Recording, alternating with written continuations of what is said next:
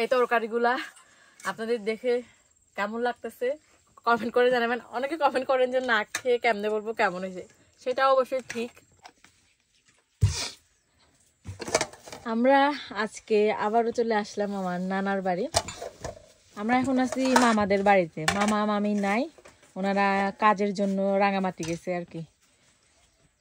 এই যে আমার বোন আমাদের জন্য কত সুন্দর সুন্দর তরকারি রান্না করে রাখছে, আমি একটু দেখাই। এই যে বাঁশকরল, এটা হচ্ছে টক বাঁশকরল, আর এখানে আছে বেগুন আর বাঁশকরল সিদল দিয়ে রান্না, আর এটা হচ্ছে টক পাতার ঝোল। সবগুলাই আমার ফেভারিট তরকারি। আর এই যে এটা হচ্ছে সুমোগরাম, মাছের সুমোগরাম। তারপরে এটা হচ্ছে বরবটির ভর্তা। আর এই যে এখানে আমি বলছিলাম যেহেতু বাসে করে আসছি তাই আমার একটু পূর্ব খেতে ইচ্ছে করছে, তাই এখানে দেখেন মরিচ বেটে রাখছে, আর এটা দিয়ে হুড়বো করবো। এই যে সবকিছুই লোভনীয়, এখন খাওয়া শুরু করব। আর আমরা কোথায় ভাত খাচ্ছি দেখেন, এটা হচ্ছে একটা দোকান, মামার নতুন দোকান। প্রথমে কি খাওয়া বুঝতেছি না, সবকিছুই নিয়ে নিই। এই যে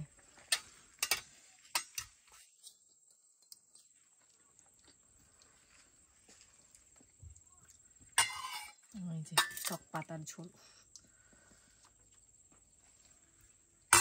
করব।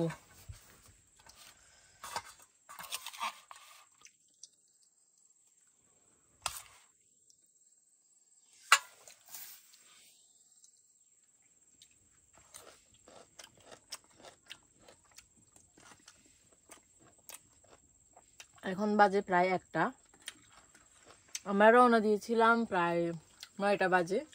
3 ঘন্টা লাগে মোটামুটি এখানে আসতে। বাসে চড়তে পুরো বিরক্ত লাগে।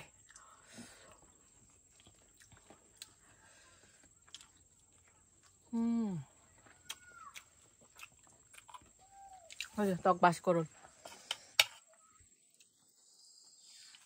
এটা আমার সবচাইতে প্রিয়। এই টক বাঁশকরলটা মাছ দিয়ে রান্না করছো না?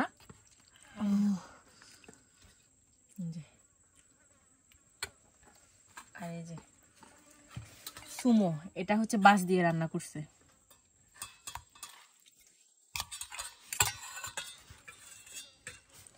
এতগুলো তরকারি একা রান্না করছে দেখেন। শুধু আজকে আমরা আসবো বলে রান্না করছে এতগুলো তরকারি আমার বোন।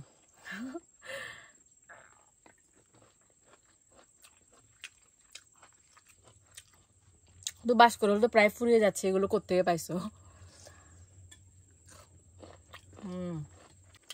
এখন একটু মাছটা খেয়ে দেখি।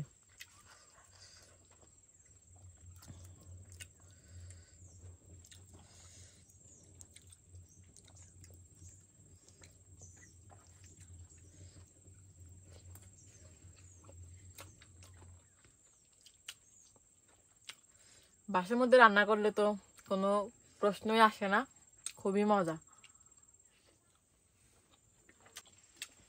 দোকানটা একটু দেখাও। আমরা দোকানে বসে খাচ্ছি, এখনো শুরু করে নাই, কারণ এখানে দেখতে পাচ্ছে এখনো কোনো কিছুই নাই, দোকানটা মাত্র তুলছে।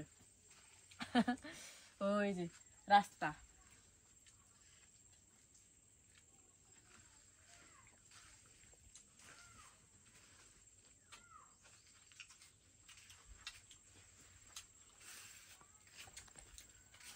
এই তরকারিগুলা আপনাদের দেখে কেমন লাগতেছে কমেন্ট করে জানাবেন। অনেকে কমেন্ট করেন যে না খেয়ে কেমনে বলবো কেমন হয়েছে, সেটা অবশ্যই ঠিক।